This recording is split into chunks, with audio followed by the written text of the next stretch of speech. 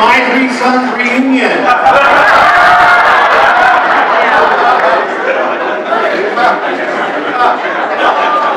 All right, now, is there anyone in the room who can recite the opening, word by word, of the $6 Million Man? All right, the gentleman in the back. Yes. Go ahead, you're going to have to go with your teacher voice. Steve Austin, astronaut, a man barely alive. Gentlemen, we can rebuild it. We have the technology.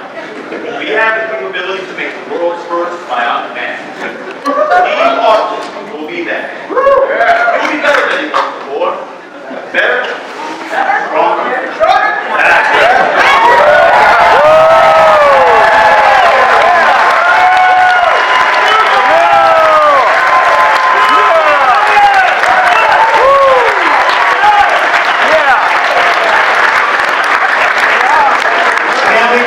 Did the second part of that, who recorded the first part? Hart Bennett. Very good, Hart Bennett, who's the executive producer for both series. How fast can Jamie run? 60 miles per hour.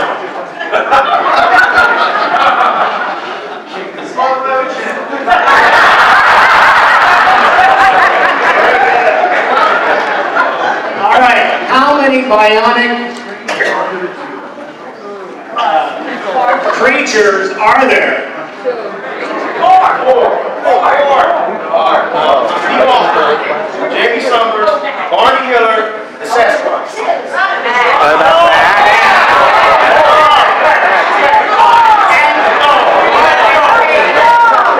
What about the reunion movies?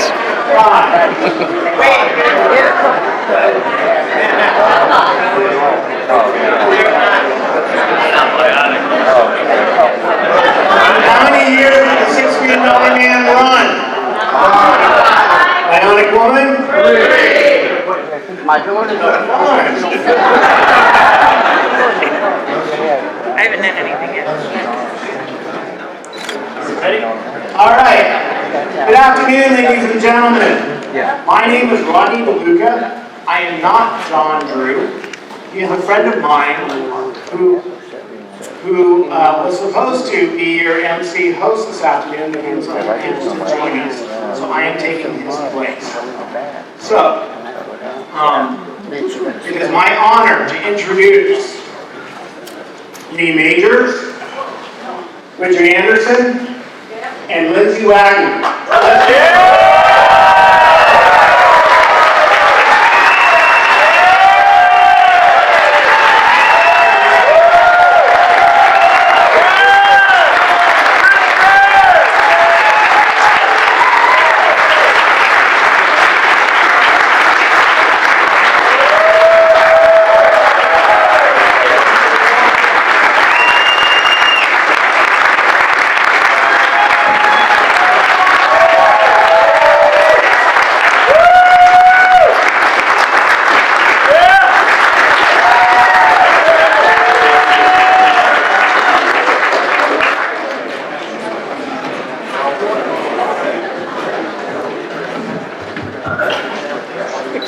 It should be live.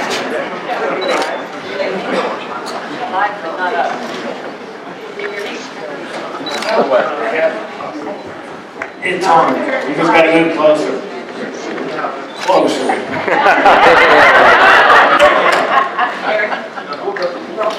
Well, welcome to Bionic Reunion. We did have a video. Unfortunately, because of the time and moving in the people, we were not able to play it. But you can go to YouTube, and it was created by Betsy Dodd, and it's entitled A Bionic Reunion. And it gives us a recap of Jamie and Steve coming together, being bionic, and living happily ever after.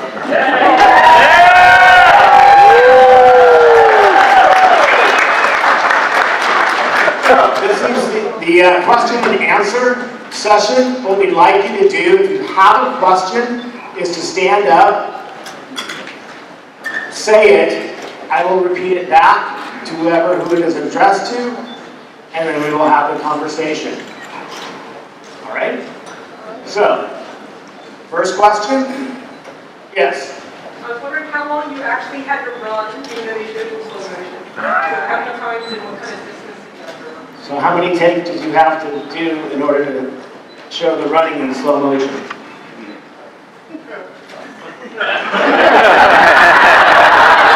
Depends on the shot, of the circumstance. Sometimes we had to run long distances, and other times it was really short, but it looked long to you.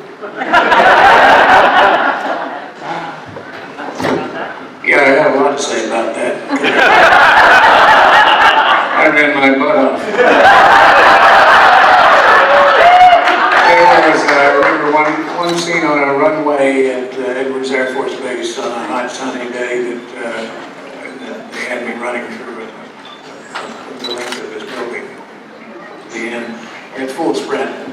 And of course, by the time I went by camera, they say cut. It's the focus puller, the focus man on the camera said, I missed the focus.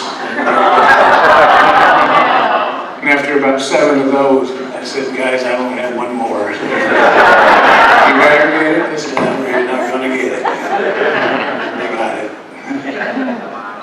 Next question? So you have something to add to that? Actually, now that you start talking about that, I remember just coming back and suppressed them all. I actually passed out once when we were out in Saugus, Newhall area.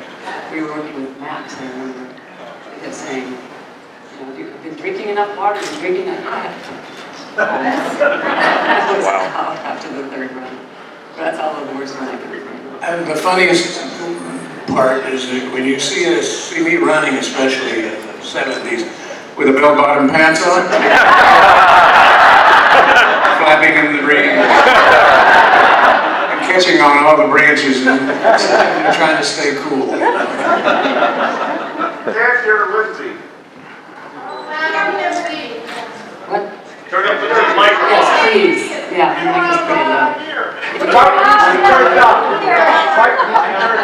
Folks, this system was not designed to reach all the way to the back of the room, so you're just going to have to listen carefully. We've got it maxed out any more than this, you're going to have feedback.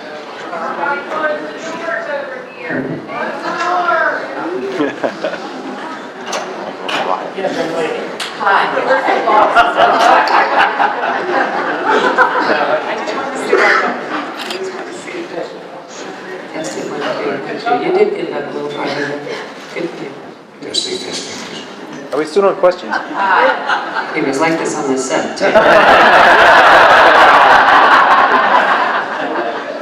Hi. Poor Faith. I just want to thank you all for coming out. You all look great. I volunteer at a radio and TV museum. My question is, if you had one piece of work, each of you, that you would put in the museum and say, hey, this represents me. You can do it also. You're doing popular work, sung work, and old work, and new work. What would you put in the museum to say, hey, this represents this represents me? So what would you choose for your most representative work? Are you talking about as far as the performance is concerned? Right, movie, TV, radio, what have you. Performance, though, because there's lots of different reasons that I would pick this and that. And Well, Can you hear her in the back? Wait, is that a yes or a no? Yes. Down. Some up, some down. well, whatever's personal to you, professional, whatever you would choose. Your own reason. I want to go play tennis.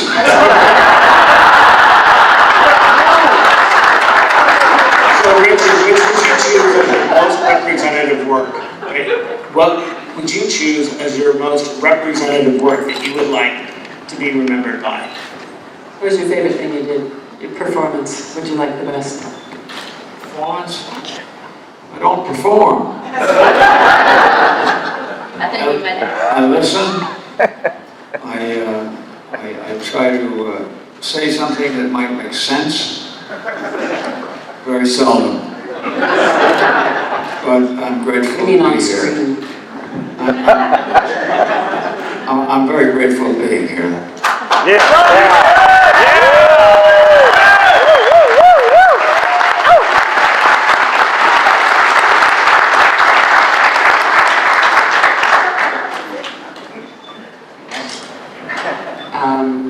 I was very happy with my performance, I think, which was really hard, in the taking of Flight 847, the movie I did was a hijack film. And that was a tough shoot, and it was a very emotional, tough piece, and I had to learn about a quarter of the film in German in 2 weeks. In 2 weeks, so that was, and then I actually had somebody come up and say, oh, no, start talking to me in German, I was like, huh? and they said, well, you were, and I said, no, yeah, it's all gone. All I remember is, the funny thing was, all I remembered about a month later was, wir haben nicht genug Treibstoff, um nach Algier zu fliegen, which means we don't have enough fuel to get to Algiers, and I haven't really had an opportunity to use that.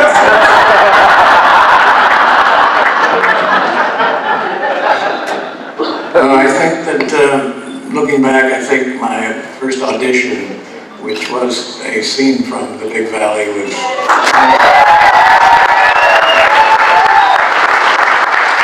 It was more of a thing that I felt from inside because I was adopted as a young kid and so forth. And so I felt that character very much, and so that scene in the pilot of The Big Valley was very, very emotional for me. And then I would say the last thing I just did was a movie called Do You Believe, which had some powerful scenes in it.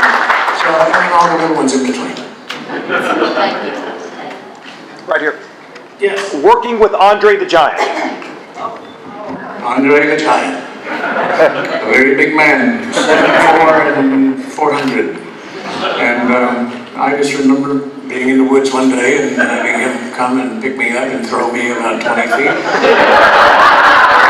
And run and take a flying leap and was going to land on me, and I saw the sun disappear and I thought I was going to get crushed. And he never touched me. He was a wrestler, a professional wrestler, and that obviously they're very good. He was a very gentle man. He owned a restaurant in France, and he was French, and then he loved to cook, and he was just a very gentle giant. Thank you. I gotta tell you, that Bigfoot suit smelled. Yes, sir. For Lee, your first fight against a $7 million man was pretty brutal, in my opinion. Did it take a physical toll on you, and how much of it did it take on you? I wish that was the only fight that I did in my career, even on film. But yeah, that one, I remember they took all day to film the fight scene, and it went on forever, I thought. And yeah, today, everybody has knee problems, but I won a little more than most of you. All the running and jumping and stunt work, and all the westerns and cowboy stuff I did, which was all great fun. Because when you're young, you're invincible, you think, and you can do all that stuff. And I look back and wish I'd used my stuntmen more. I'm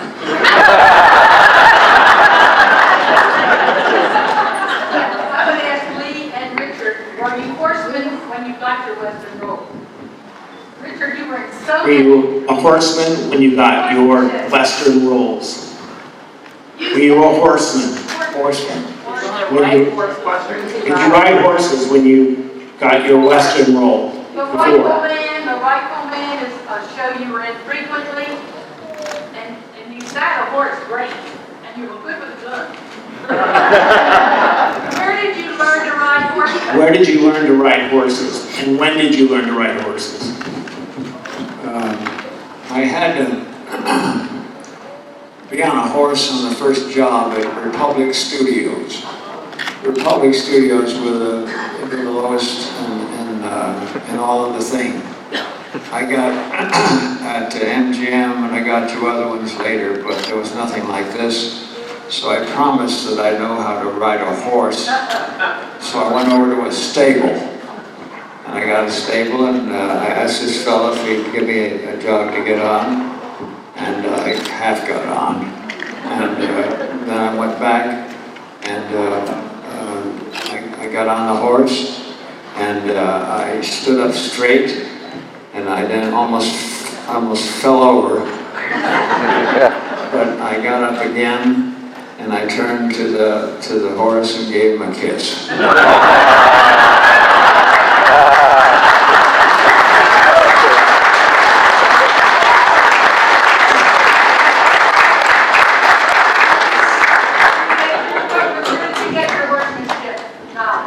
Well, on the Big Valley, when I went in for the interview, they said, "Can you ride?"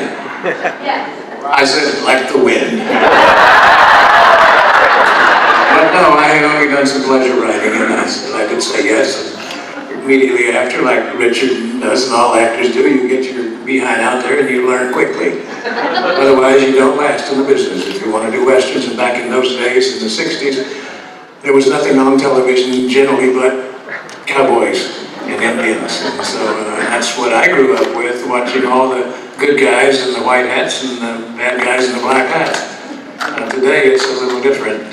But I miss seeing all those old westerns, and there's some great ones out there. Thank you. Yes. Of all the co-stars, other than these two gentlemen, keep you have that.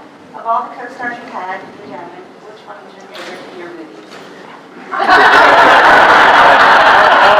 Lindsay, who's your favorite co-star other than Luca here? Other than the obvious. Magazine The viewer. $4 $6 million man. Some really nice people. Yay. You stumped her. Yeah. Lie. Actually, the problem is my memory. I can't think of their name.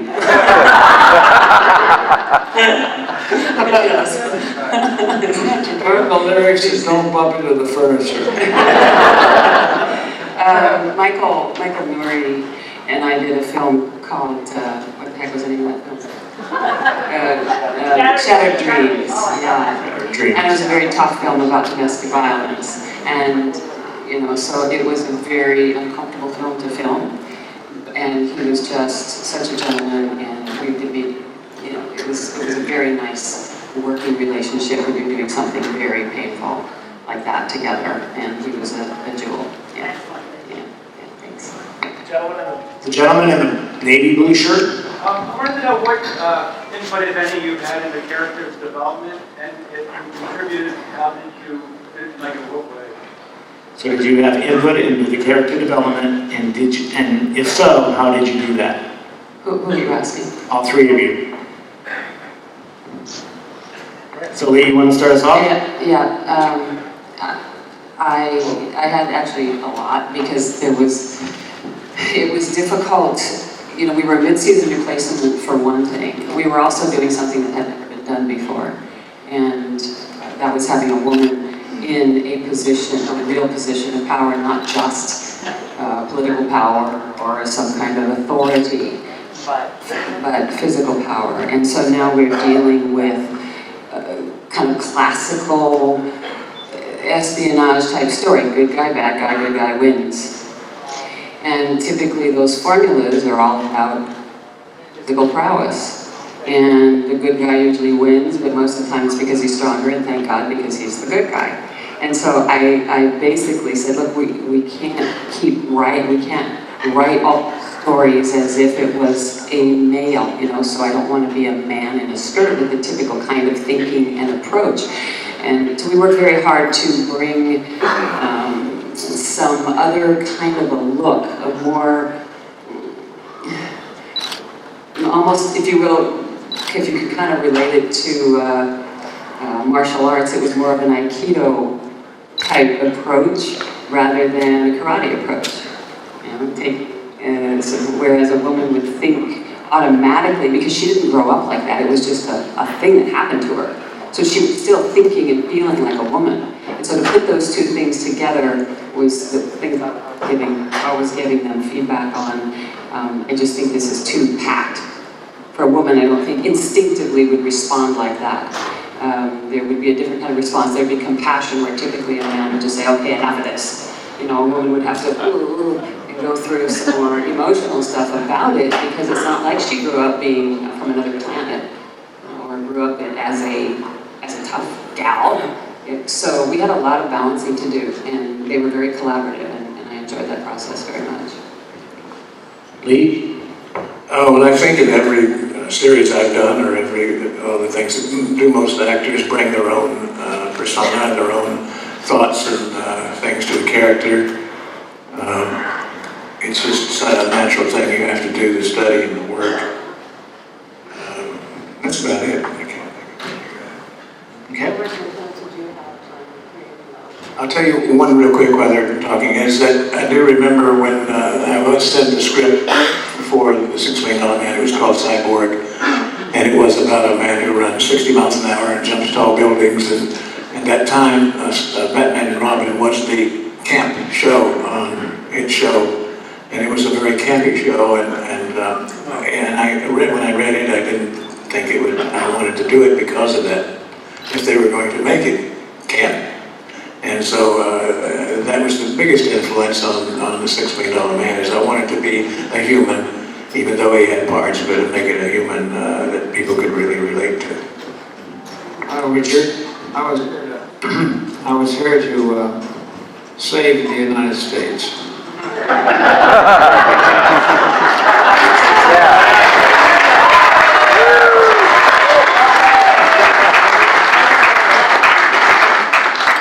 This fellow over here, I hired him because he was an athletic person and was very good at it.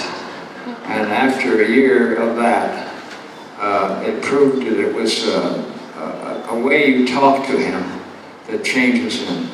And then suddenly it got the idea that why should it always be a man?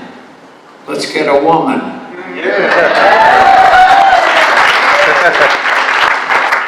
And what I learned about this was that when I asked them to go out and do something to save the Union or to do the right thing, that I'd have to talk to them in a different way, you see. And when I'd see her, I'd have to say it to her in a way that she would do it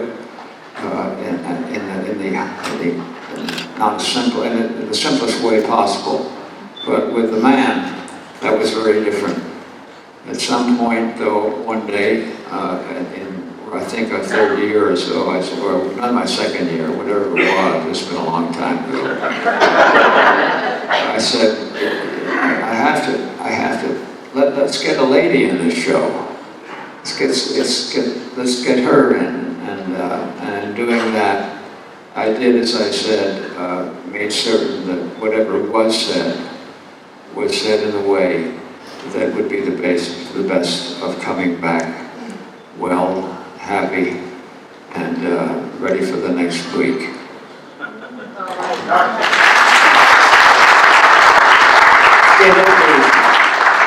Two bionics.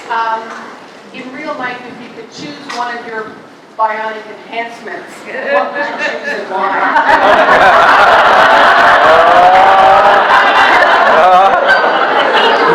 Please.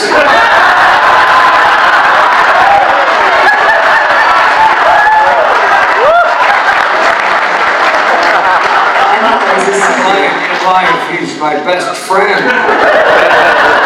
I just wrote it down when his wife came and asked him that a book was written, and she wanted to hear it. And then I looked and I said that he's the best friend I've ever had.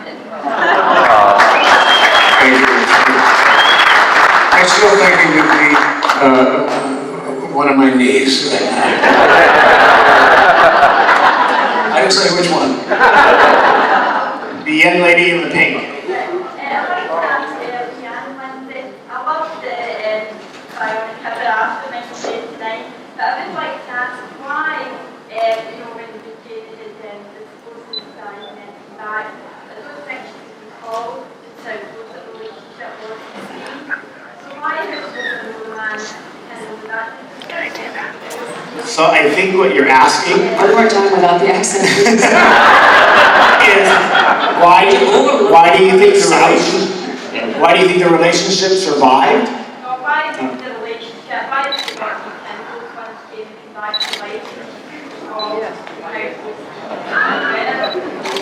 Okay, let me see if I think I understand the question. Why did they not have our relationship come together after I came back to life? Because then they'd only have one series.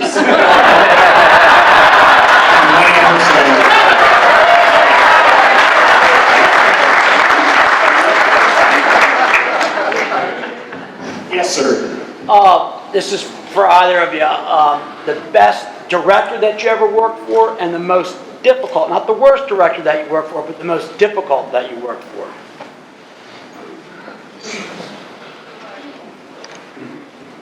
Okay, don't. Robert Wise was the best director I ever worked with. He was just amazing. It was a movie called Two People, and it was a wonderful way to enter the industry. It was the first feature film that actually went on the shelf 2 weeks after it came out because it was so politically charged, and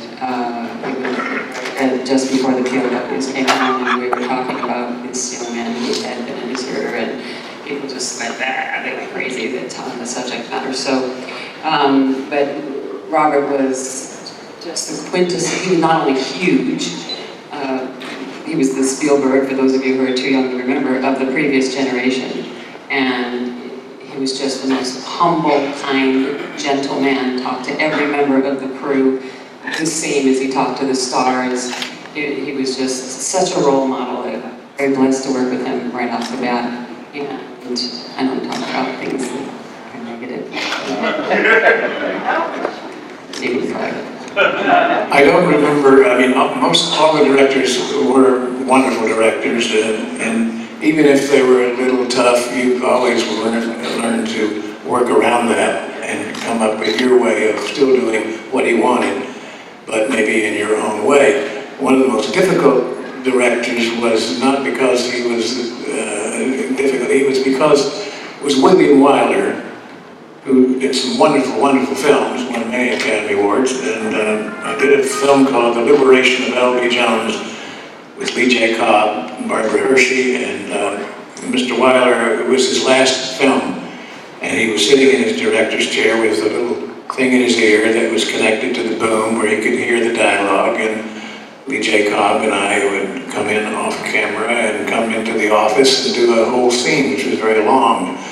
Mr. Wilder also suffered very serious emphysema, and his wheezing was so loud that it was almost distracting, especially it was to us. I'm sure the sound guy was going nuts. But after he would listen to a few takes, and then you'd see him take the earpiece out and put it in a little box on his chair, which meant he wasn't listening to you, so he knew he wasn't going to print that one. And he would never say cut, he would just keep going, and so we would keep going and take, after about 17 takes, he would finally say, print 3, 11, 14, and that's it.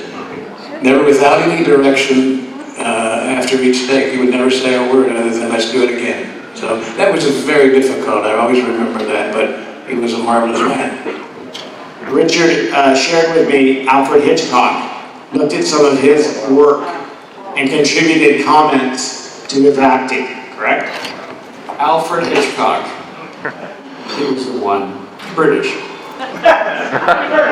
Yeah. That explains And it was all actors. You know, he understood it. And I went up to his house up in Beverly Hills, and at the want of people that he wants to have around after he's worked with them and considered that they were good people. And so he called me in, and I said, Mr. Hitchcock, it's nice to see you again, work again. He says, thank you very much. Boy, let us go now. Let's get in the cars.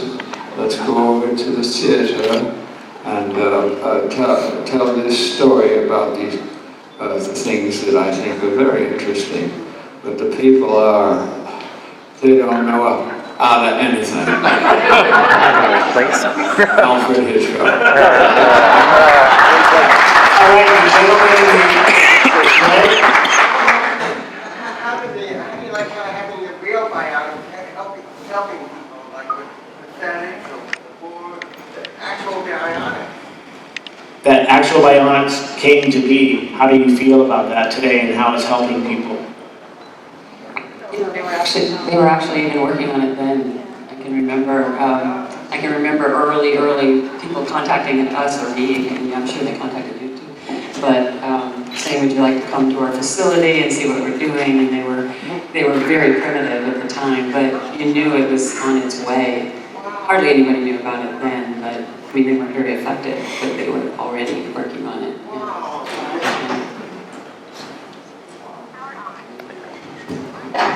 Okay, the gentleman, gray hair, with his hand up. Yep, that's, yeah, yep.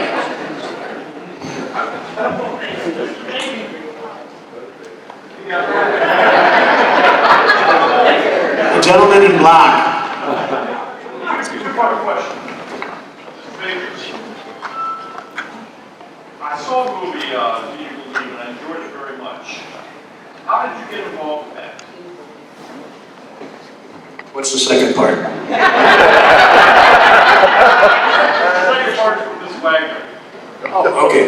No, I got a call from the people who were doing the film, PureFlex, and they've been doing a lot of faith-based movies, and I've done a few of them myself. In fact, I'd already done a couple for them before, so naturally they called upon me.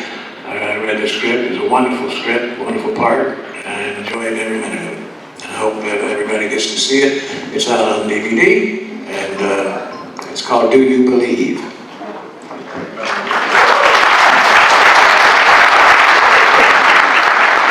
And the second part? The second part, Ms. Wagner, we talked about this before. John Houseman worked with Dick Chase, of course, in the TV series. I asked him, what was the funniest thing he did that you remember?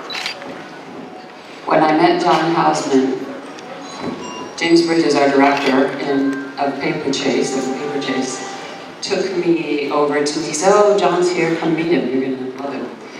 I walked over, and for those of you who know, it was quite grand and very, and he walks me over and says, John, I'd like you to meet your daughter, Lindsay Wagner. Lindsay, this is your father, John Houseman. And he looks at me, he looks me all the way down, and all the way back up, so he said, yeah, incest overwhelms me.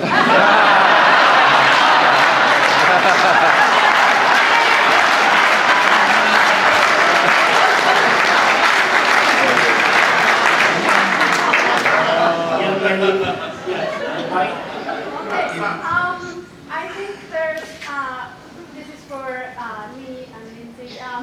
There's 2 episodes, one in each of your series that you are working with lions. How was that? I mean, or you were not really close to them. I'm assuming they were tame, but how was that? I do remember an episode with the lions, and I do remember that at lunchtime everybody was running to their trailers and climbing trees because one of them got loose. True story.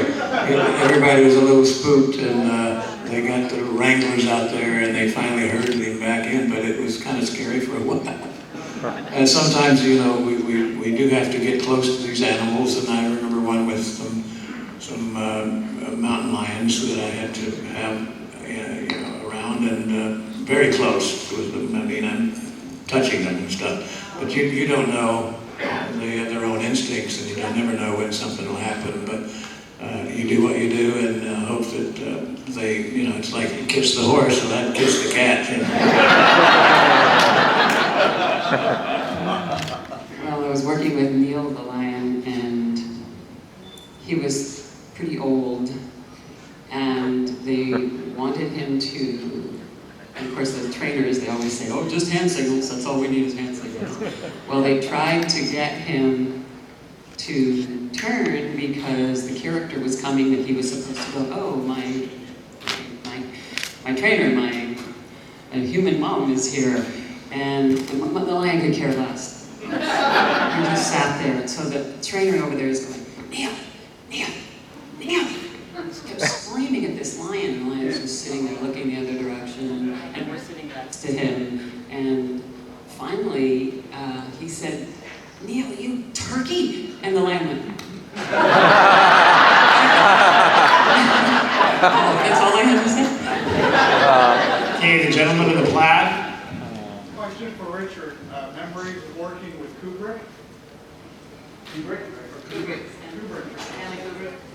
Memories of working with Stanley Kubrick. Nothing at all. I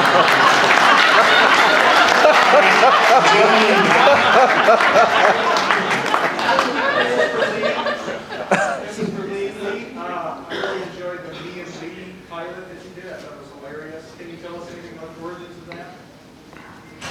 What do you want to know about it? I'm sorry. The origins. What were the origins for that? There was a friend that I happened to know that wrote it and pitched it.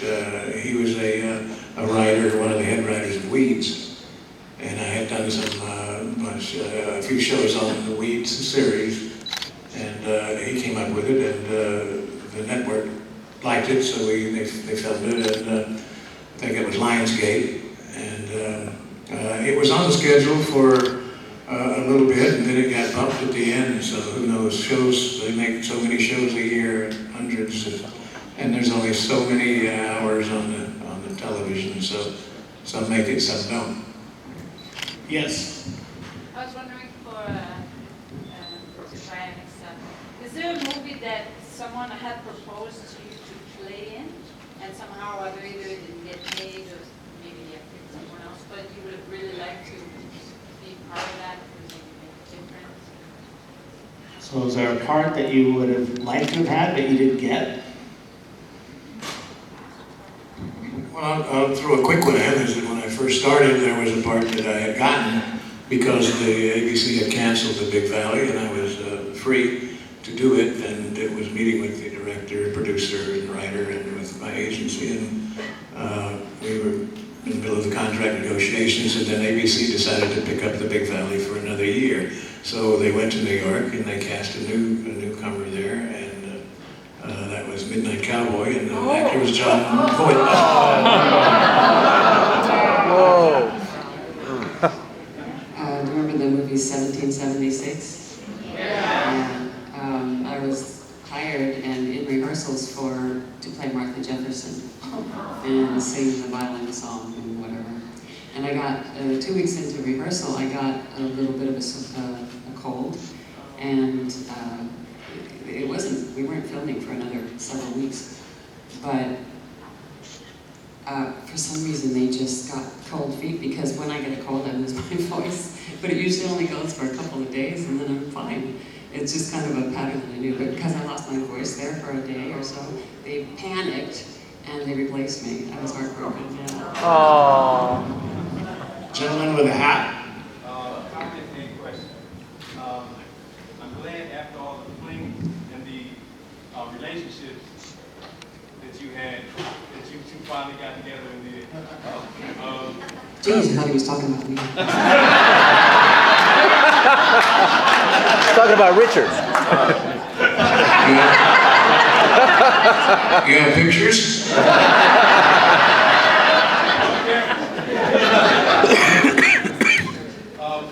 Question? Yeah, why so many different Rudy Wells?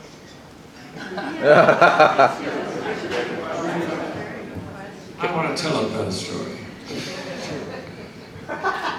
We would shoot away from the town, and at this place called Indian Valley, and it was up high out of town, and this gentleman was working there, and I was called to come in later. So as I got there, I saw a big high bit of iron, going very high, and it was just, and it had a place at the bottom of it where you can get off. And I get there, and there he was. He was just as high as you could get, because I saw this fellow, who I couldn't tell who it was right away, going way up, and then going all the way down as fast as he could. And he landed on the porch, and I realized it was this guy doing that. And I said, "Are you crazy? You're gonna get the end of the whole business if this goes on like this." And he said to me, whatever he said, he says, "Oh, it's really very nice." He goes up again. This guy goes up again. And then finally, somebody comes along that had called the studio, and the head of the studio, I'm not kidding, kidding, came along and got us off that of that. And then we had a scene where we had to go into a plane. Well, that was the other one. We got in the plane, he was flying the plane, and all of a sudden he's very low, and he had a moment, and he had flowers in his hand by this time. He does a lot of things in the last moment. And I said, "Where are you going?" He says, "Well, I did something that I have to do." And he went down there, and he took the flowers, and he knocked them over a horse, not a horse, you should have. He let it go right down of the house of where he was living, and he was just very happy about it. And then, of course, the thing we were in was going down with it, as it usually did. And then we came back, and then when we came back, they were ready to fire us all. I'm telling you, it was just incredible by this fellow. He just dropped the flowers right down on the house where he was living, and the lady came out and just waved. So why were there 3 different Rudies? I'm going to ask you a question. I'm asking you. No, asking me. Okay, so why were there 3 different Rudies? Malton Balsam, Alan Oppenheimer, and Marty Brooks.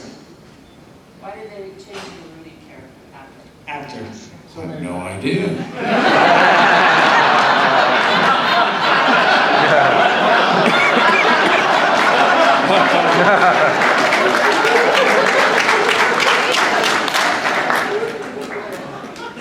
I don't know either, but I assume Richard might have known, as he did most of the work with them.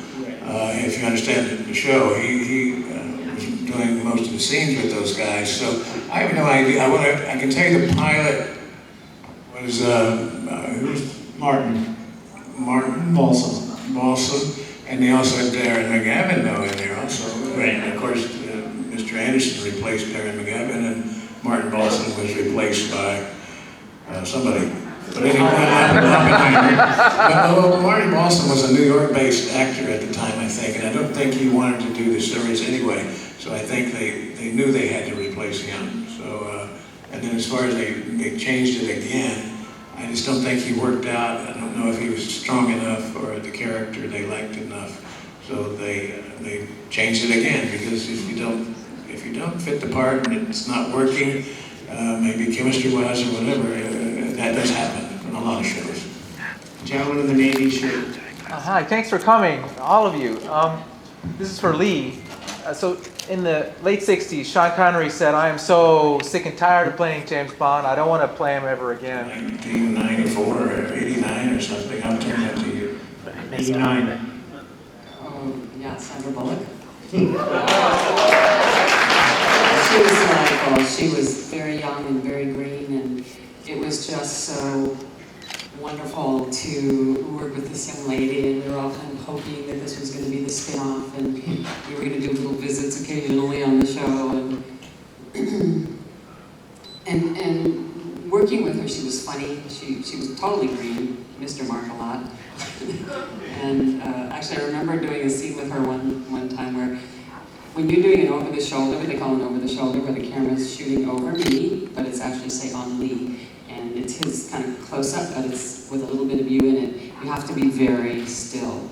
You have to be very, you have to not even shift your weight from one foot to the other, because all of a sudden you're completely covering them on camera. And so, you know, young actors don't always necessarily know that. And so she kind of shifted her weight, and after you've done the series, you can do anything. You can save any shot, just about, unless you totally forget your lines. And in this case, because you can just sense it. There's a sixth sense about where the camera is, where you are in the scene. And by this time, of course, the magnitude of it. And she did this one thing, and it was late at night. I was tired. I wanted to go, and I started.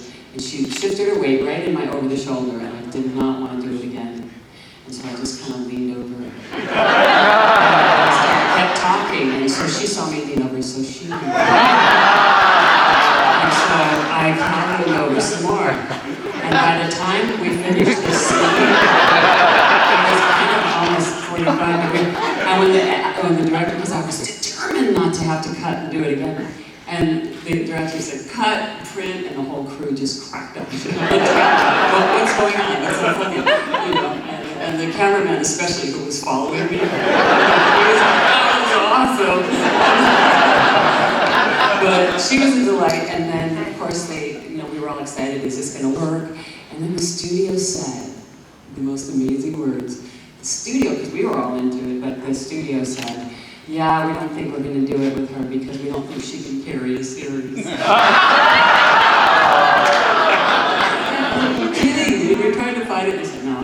Well, I was proud. The rest is history. Huh?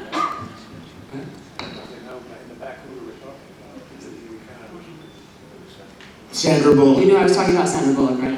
Yeah. Would you guys be open to appearing in the new Bionic reboot film? Would you guys be open to appearing in the new Bionic, the $7 billion man reboot? With Mark It's a $6 billion man, and Mark Wahlberg. Yeah. Mark Wahlberg is doing it, and the Weinstein brothers. So, no, we haven't. There's not even a script yet. So who knows what happens there? In the opening, when this lady came on with us, they had her playing tennis, right? And she didn't play tennis. But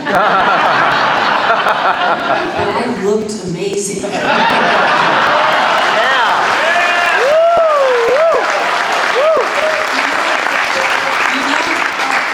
They were talking about how you get your job. Sure, I can ride a horse. Are you kidding? And you go off, you leave the interview, and you go straight to the stables like they did to learn to ride a horse. Well, I did the same thing with tennis. I told people when they said, when I decided, okay, I'll do the show, they said, you play tennis, right? And I said, of course. Never had one in my hand. I went and same thing. I went and found the coach really fast, and they said, well, how? I said, no, I need to learn this fast. And I said, I don't care where the balls go. I just need to look good.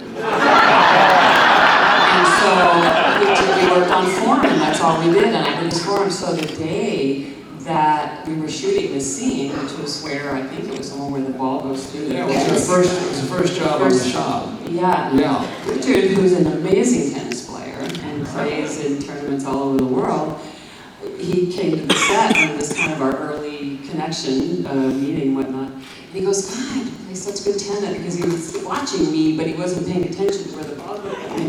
And he goes, listen, you come play partners with me somewhere. And I went, oh no. And then he stood there watching me, and I went, oh yeah. I think Richard was in love. Young lady with her hand up. I wanted to know if each one of you had a favorite episode, and if so, what is it and why? Your favorite episode and why? I really get back to the tennis. I did get up around her, and immediately she started, doing it right. And then early on in the series, very early on, she would come out and ask me, am I doing right by this, and how are things going? And I want to tell you, this lady's amazing. She just did everything with great charm and great fun. And on top of it, she hired someone to come and maybe lie down and get a little bit of this around her.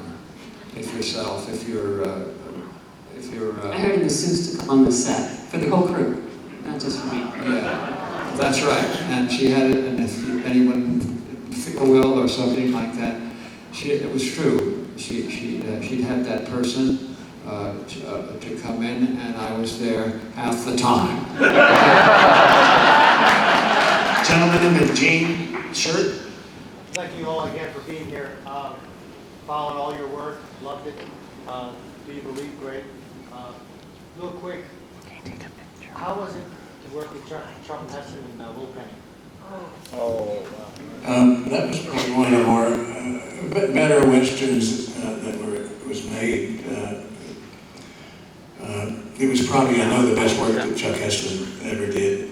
It was a very authentic western. It was my first movie, actually, that I got billing in. It was a great experience for me. And Chuck was just a wonderful man, and he lived that part, and you could tell. Of course, every day we were shooting up in the mountains in Bishop, California, and there was snow on the ground, but every day at lunchtime, even with our chaps on, he'd make us go run a half mile or a mile before we could have lunch. He was also a great tennis player and always in great physical shape, and he did a lot of wonderful movies for us all that we all enjoyed.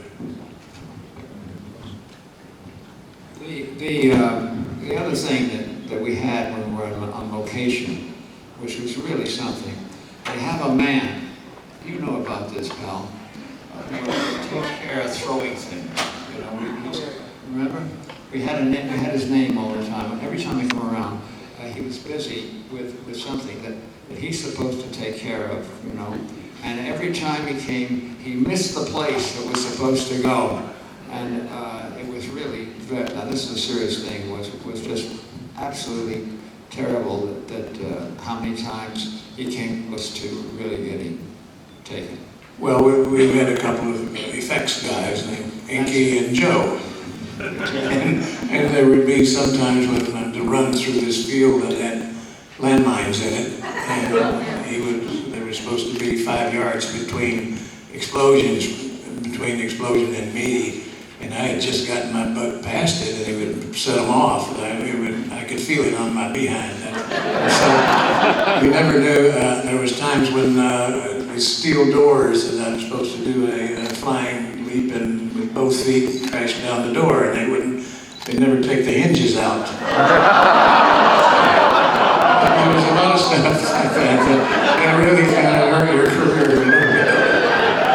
Lindsay, you have a Joe story, don't you? Yeah, on our crew we called him Oh Shit Joe.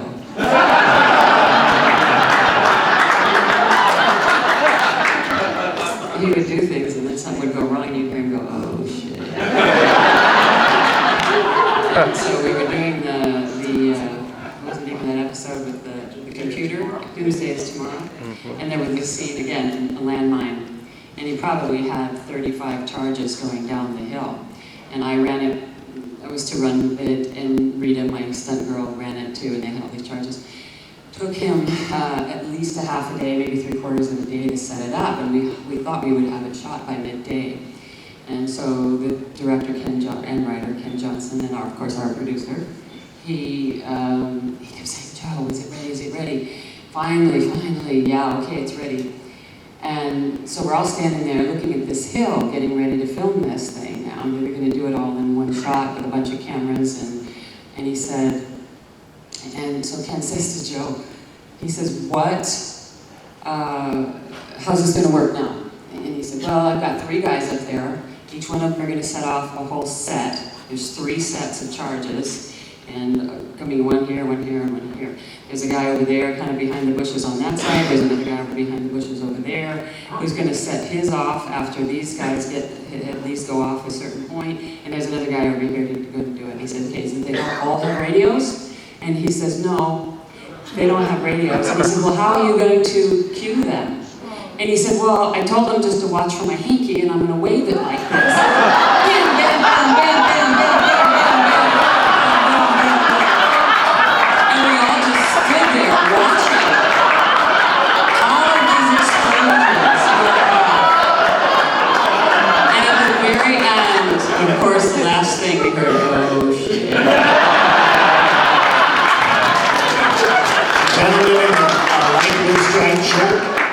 My question is for Lindsay. I mentioned earlier you signed my DVD of Scruples, which is my all-time favorite miniseries of all time.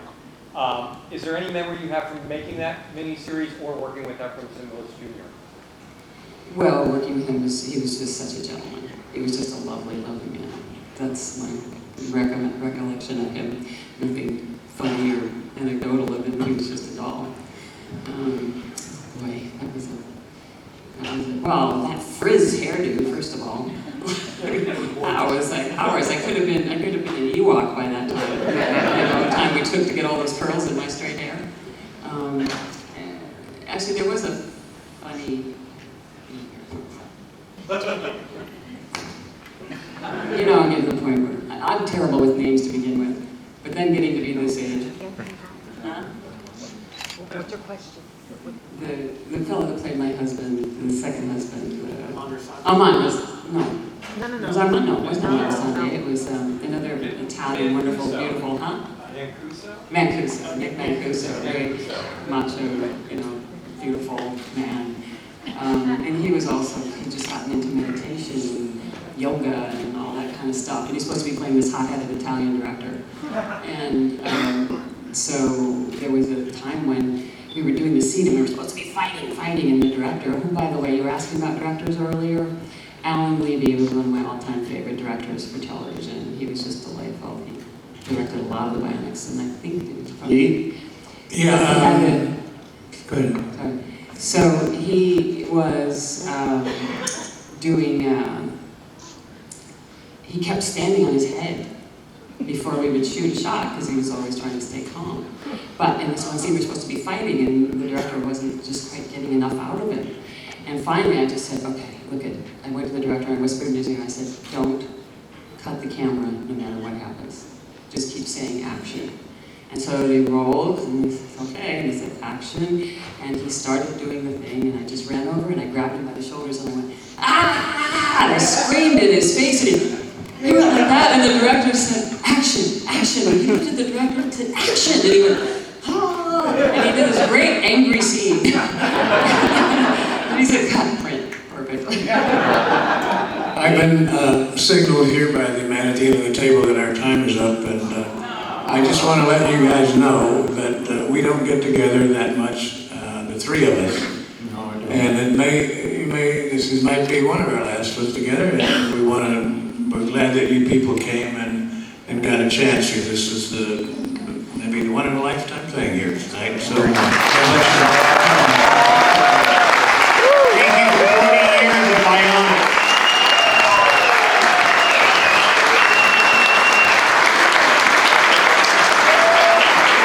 Please stay in your seats and exit through the doors on the side, and please stay in your seats.